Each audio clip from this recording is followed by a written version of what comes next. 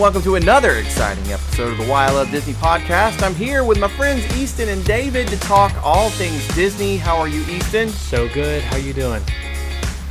Man, I'm couldn't be better. I don't think I could be much better. David, how about you, sir? I'm doing good, thanks. Awesome. I know since we were together last, so much has happened. But again, it's kind of like a slower news scene. I feel like we're kind of pulling things out and finding things. But I did have a few things. You brought something up really interesting over the weekend, David, about Rotten Tomatoes in particular. Oh, yeah. And I know when we put together brackets, we try to find metrics that keep everything kind of fair. And we utilize Rotten Tomatoes a lot. It's kind of become the de facto movie rating system, right? And I'm not sure how it works, but somehow they compile all the reviews and they determine whether that review is positive or negative. I guess they read it. I don't know if they use AI. I don't know how this all works. And then they compile a critic score, a percentage of 0 to 100% that tells you how well the critics receive the movie. Then there's also a fan score where fans can give their opinions and they rate that as well. And I found it through the years to be incredibly helpful. If something is in the upper 90%, it's probably something I'm going to enjoy and be very good. And if something is really low, it might be something I know to stay away from.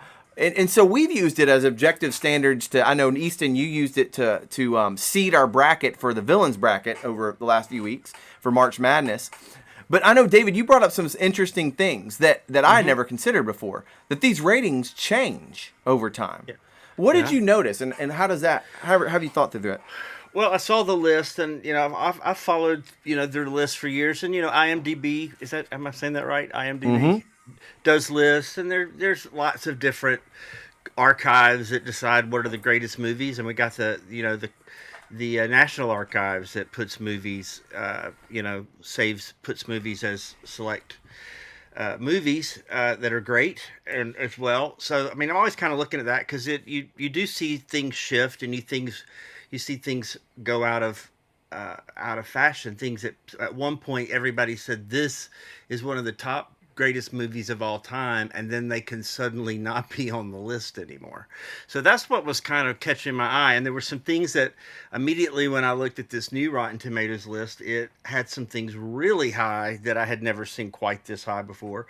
They're in the list, they say, how did we select and rank the movies? First, every movie here has to be certified fresh, which all of the movies on here have a 97 to a 100 on here. But everything that's 100 isn't like at the number one. There are things that are 96 that might be 103 on the list, and something that's 105 on the list has a rating of 100.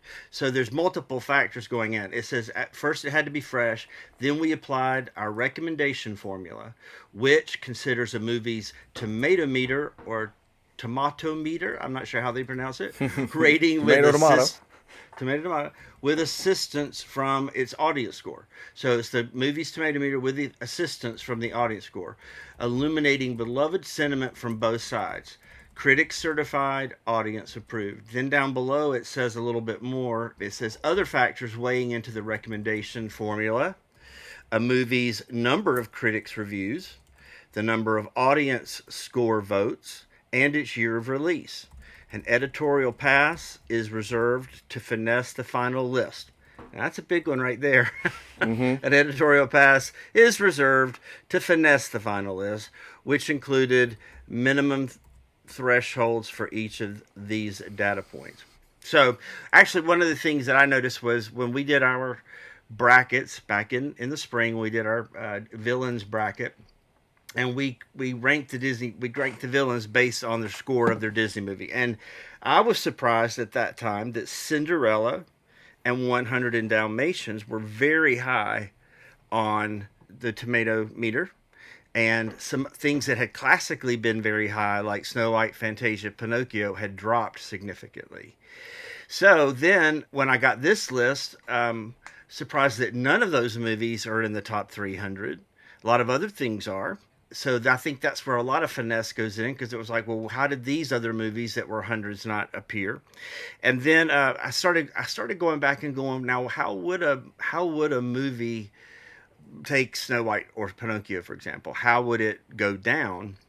And I did see just at the first pass of studying through this that most of the critic scores had stayed significant, but a lot of the audience scores had dropped. And like for example, when I read through a lot of the I started reading through the reviews, and like Snow White, for example, there were a lot of reviews that said things like, someday my prince will come should be, basically taken away. I mean, those, we don't need these kind of songs. So a lot of it, there was a lot of political ideology going into these reviews. So that kind of surprised me. I mean, I've been more concerned when I read, when I see reviews now, it's like, have companies manipulated this? Have companies said, hey, what do we have to do to get you to rank this higher? Because things like that happen. You Sure. probably does.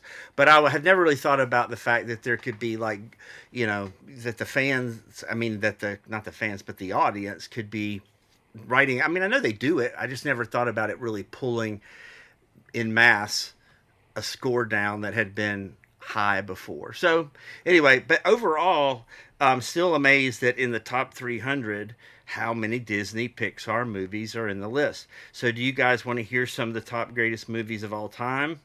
Yeah, absolutely. Okay, well, how about if I tell you, do you want to know the top 10 movies? Yeah, please, All right. please. Yes. All right, the top 10 movies of all time. Do you want to play a little trivia with this? Would that be Yeah. fun?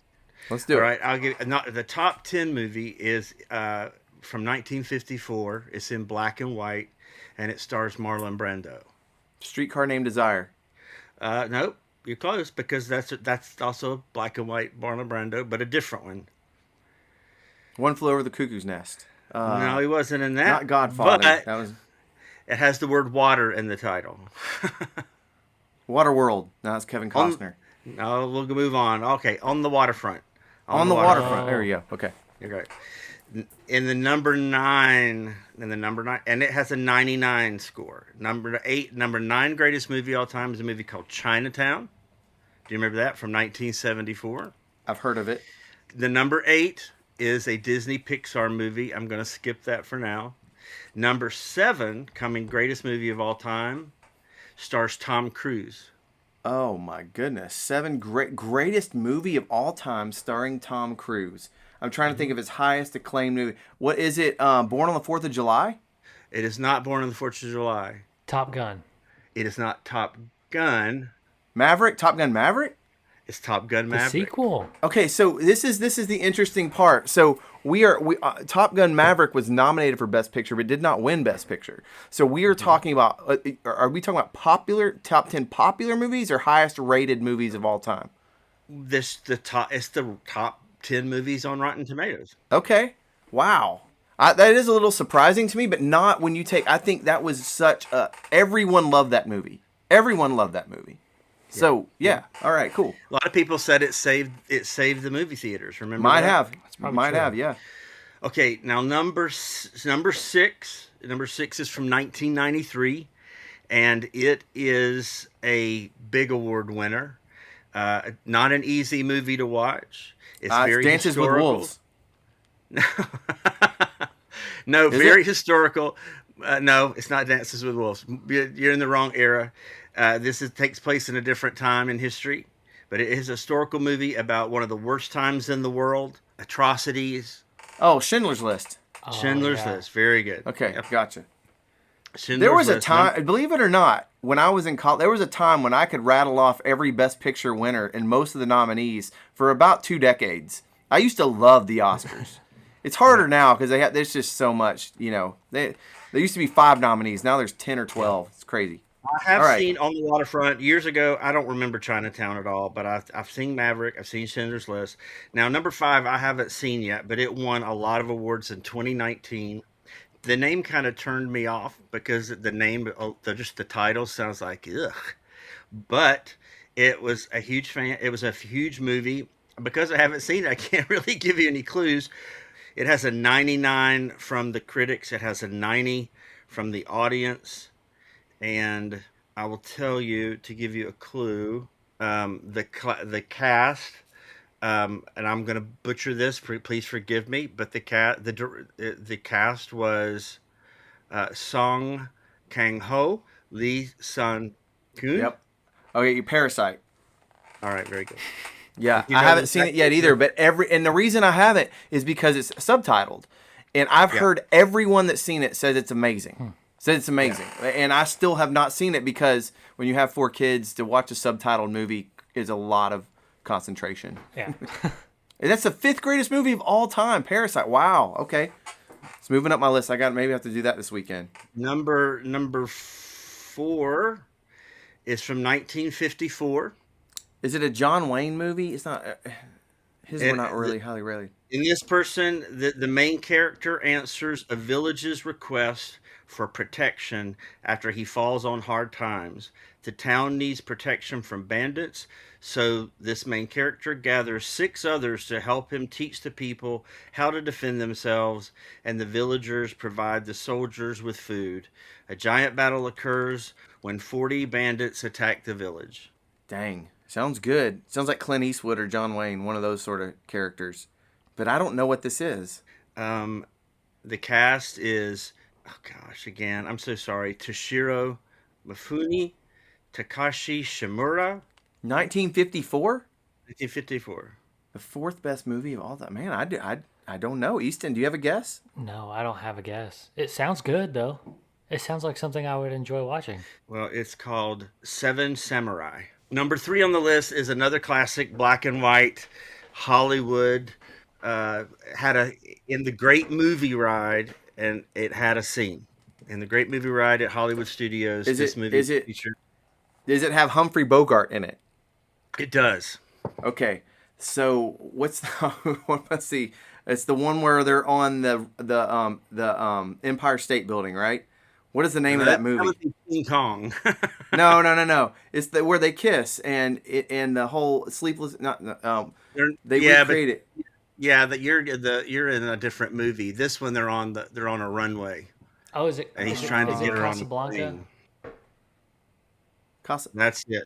That's it. Yeah. Actually, All right. I should know that because of all these old movies. Casablanca is the one that I've seen that I actually really love. I think that's underrated, and you just miss it because you didn't grow up. That I love Casablanca. I should have known that. Good All call, right, and Easton. then number two greatest movie of all time according to Rotten Tomatoes also stars Marlon Brando in probably his biggest role ever. This has got to be Godfather Yeah. or Godfather Part Two. It's The Godfather. Nope, it's The Is it Godfather, the original one? the original one. Because a lot of people, that's one of the things people say a lot is that it's the few movies where the sequel's better than the original.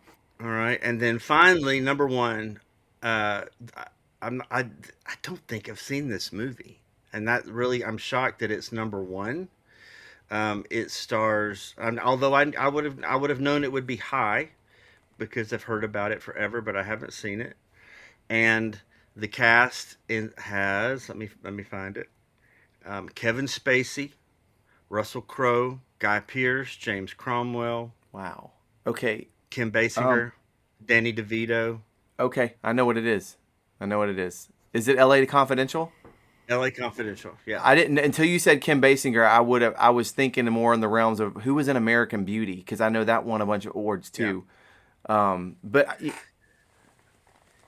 that's So interesting. I don't know if I would agree. I don't know if I'd agree with that. all right. You know, the So best movie of what? all time. So Disney or Pixar has a movie at number 8. What is it? Got to be Toy Story, right? That was going to be my guess It is too. not Toy Story. Not Toy Story.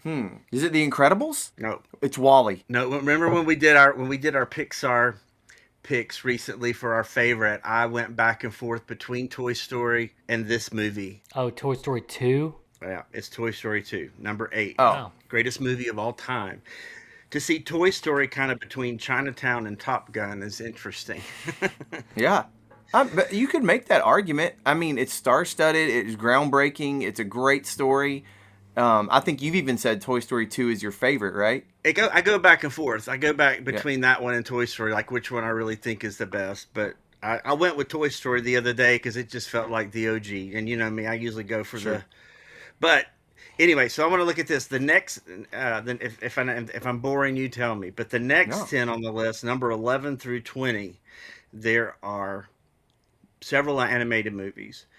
They are the number 12 spot, the number 15 spot, the number 17 spot, the 18 spot Wow.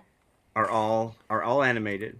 Are they Disney Uh, animated? All of them? None are Disney per se.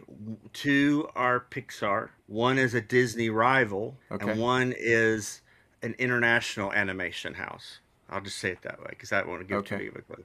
All right, Easton, you pick one of those first. Like, what do you Well, think of those animated movies? well, And by international, I mean not American made. It's from another country. Okay. one of my movies that I'm gonna pick simply because I was so surprised it's not in the top 10. So it's got to be in the top 20. Would have to be How to Train Your Dragon. That's got to be in there somewhere. Very good. Number Yeah. 15. 15. Number That still feels 15. pretty. That's pretty far down Number the list. Yeah, Wow, number 15. that's surprising to me. And number 15, How to Train Your Dragon, is between Charlie Chaplin's Modern Times from 1936 and Betty Davis's All About Eve from 1950. How weird. crazy? Which that tells you why it's getting its own theme park section Well, in New I- Epic I- Universe. I've always thought it was like probably the best. I mean, I think Shrek is definitely groundbreaking, but I've always thought How to Train Your Dragon just stood above everything else non-Disney to me. It's like, that is amazing. And so when they got the land, I thought, well, that's interesting. But now to see it this high, I was like, well, I guess that, why I liked it so much. It's interesting that you say there's no Disney animation representation in the next 20 because my next one would have been like Beauty and the Beast, but it's not there, is it? No, and then but we still have two Pixar movies in the list. You got the How to Train Your Dragon. We have two more Pixar movies to guess that would be in the top. One you're going to expect, and one you might say what, because of some of the things you said the other day. Yeah, I'm gonna say Wally's probably in there. It's not Wally. It's or Up. It's Up. Up Okay, is yeah, number- because they're all those are crazy high rated that I don't like very much. Yeah. Up is number 18. So you still Okay. have to get the number 12, and then you have to get the number 17 movie, which is from another animation company. What's the other Pixar movie? My guess would be The Incredibles. No, No. Finding Nemo. no. If it what was number 8? Toy Story? Is it Toy Story? Yeah. So we're in Toy Story. sequels now. Gotcha. Okay. So Toy Story 2 got number 8. Toy Story got number not 12. How to Train Your Dragon is 15. And Up is 18. I'll just tell you, number 17 is Spirited Away. Okay. Then we go into the top 20. And number 21 is a non-Disney animated movie that you love. You both love it. Oh, it's Spider-Man. Got to be Into the Spider-Verse. Yeah, Into the Spider-Verse, that's right. Yeah. It's nestled in between 2015's Spotlight and the Philadelphia Story from 1940. Number 23 is one of Pixar's classics. Cars. No, It's not A Bug's Life, is it? I mean, no. I always think it's underrated. It doesn't get a Toy lot Story of was love. next, right? We had Toy Story then- and Toy Story 2 already. Not Finding Nemo. It's Finding Nemo. Oh, okay. There we go. Finding Nemo, number 23, nestled between the Philadelphia Story and Singing in the Rain. Okay. It's Okay, kind of odd, isn't it? Another Pixar movie at 26. Monsters Inc. No, Dang it. it's newer. It's newer, but it's also a big franchise. Inside Out. Nope, newer, but the biggest franchise. Oh, Frozen's not Pixar. A lot of Toy people Story 3? were surprised. Yeah, Toy Story 3. Oh, Between I feel 12 like you're Angry... tricking us. I feel like you're tricking us on this. No, I'm sorry. Between 12 Angry Men and Sunset Boulevard. How about that? Two big movies from the 50s and Toy Story 3. Okay, number 28, still another one. Number 28 is one of your favorites, Dustin, Pixar movies from 2017. Well, in Easton, too. Coco. Coco. Boom. Let's go. And again, Get some I love. think that if I had if I was Disney and I had the 28th highest movie was Coco, I would be figuring out how to get that attraction. That one's I can't believe hasn't been built. Okay, then we go into you want to hear in the 30s? We can't. I'll just do like 10, how about 10 more? Okay. Okay, this is the highest ranked.